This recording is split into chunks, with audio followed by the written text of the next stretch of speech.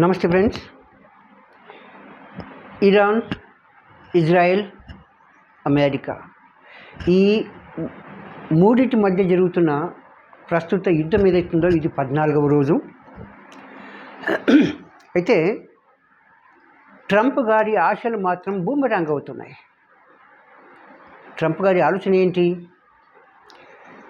Iran మీద ఒక 2-3 రోజులు ఇజ్రాయెల్తో కలిసి బాంబు దాడులు అవన్నీ చేసి నిర్వీర్యం చేయగలిగితే అప్పుడు ఇరాన్ ఏం చేస్తుంది?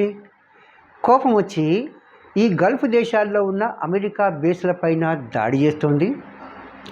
బేస్లపైన కాకుండా మిగతా ఆ దేశాల యొక్క మిలిటరీ ఇన్స్టలేషన్స్ కానివ్వండి, మిగతా దేనిపైన కానివ్వండి ఇది దాడి చేస్తుంది. దాంతో కోపానికి వచ్చిన గల్ఫ్ దేశాలన్నీ కలిసి ఇరాన్ మీద దాడి చేస్తాయి అనే ఆశ ఉంది ట్రంప్కి. ఆయన అనుకున్నట్టుగానే ఇరాన్ ఈ గల్ఫ్ దేశాల అన్నింటిలో ఉన్న అమెరికన్ బేస్లపైన దాడి చేసింది. అంతేకాకుండా దుబాయ్లో కొన్ని హోటళ్లపైన, జనావాసాలపైన దాడి చేసింది. చివరికి బ్యాంకుల మీద కూడా దాడి చేస్తానని చెప్పి ఒక ప్రకటన చేసింది. అయినా కూడాను ఈ గల్ఫ్ దేశాలు యుద్ధంలోకి దిగకుండా సంయమాన్ని పాటించడమే ట్రంప్కి నచ్చడం లేదు. ఎందుకు? ఇక యుద్ధం ఈయన చేయాలి, ఇప్పుడు వాళ్ళు అవి రారు కాబట్టి. దాంతో ఈయన ఆశలన్నీ గందరగోళం అయిపోయినాయి. ఇది మొదటి కారణం. రెండవది ఏంది? ఇప్పటికే దాదాపు కొన్ని బిలియన్లు, దాదాపు 10 బిలియన్ల వరకైనా కనీసం ఖర్చు అయ్యి ఉంటుంది. 10 బిలియన్ల ఖర్చు. ఈ ఖర్చు వల్ల ఇజ్రాయెల్కు శత్రువుల సంఖ్య తగ్గుతుందేమో కానీ అమెరికాకు వచ్చిన లాభం ఏం లేదు. ఎందుకంటే అమెరికా చేస్తుంది ఇజ్రాయెల్ తరఫున వార్. కాబట్టి ఇంత ఖర్చు అవుతుంది. అయినప్పటికీ అమెరికాకు వచ్చిన లాభం లేదు, పైగా ఖర్చు ఎక్కువ అవుతుంది. ఇది రెండవది. ఈ ఖర్చును ఎలా తగ్గించుకోవాలో అర్థం కాక ట్రంప్ గారి అడ్మినిస్ట్రేషన్ తలకాయ పట్టుకుంటుంది. ఇది రెండవది. ఇక మూడవది ఏంటంటే, అమెరికాలో ట్యాక్స్ పేయర్స్ ఎవరైతే ఉన్నారో, అంటే ప్రజలు ఎవరైతే ఉన్నారో వాళ్ళు ఈ యుద్ధం పట్ల విరక్తి చూపిస్తున్నారు. ఏ ఛానల్ చేసిన సర్వేలో కూడాను 50% కంటే ఎక్కువ మంది ఈ యుద్ధాన్ని కోరుకోవడం లేదు.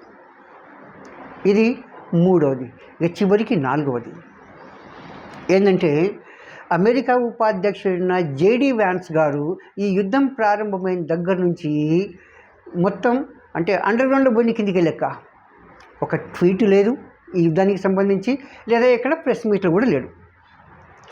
అంటే ఈ యుద్ధం పట్ల, అంటే ట్రంప్ చేస్తున్న ఈ యుద్ధం ఆయనకు నచ్చడం లేదు అని. ఎందుకు నచ్చడం లేదంటే, తర్వాత రాబోయే యుఎస్ ఎలక్షన్లో ప్రెసిడెన్షియల్ క్యాండిడేట్గా కాంటెస్ట్ చేద్దామని చెప్పి జేడీ వ్యాన్స్ గారి కోరిక. ఒకవేళ ఈ యుద్ధంలో ఇన్వాల్వ్ అయినట్టు తెలిస్తే కొంతమంది ప్రజలు నన్ను వ్యతిరేకిస్తారేమో. అలా ఉండాలంటే న్యూట్రల్గా ఉండాలనుకొని ఆయన ఎలాంటి ట్వీట్లు కానీ, ఎలాంటి ప్రెస్ మీట్లు కానీ పెట్టట్లేదు. దీంతో ట్రంప్ గారికి అసహనంగా ఉన్నాడు. చూద్దాం మరి భవిష్యత్తులో ఏమవుతుందో. ప్రస్తుతానికైతే ట్రంప్ గారి ఆలోచనలన్నీ బూమరాంగ్ అయిపోయినాయి. భవిష్యత్తు ఏముండబోతుందో మీరు ఊహించండి. మీకేమైనా తెలిస్తే కామెంట్ చేయండి.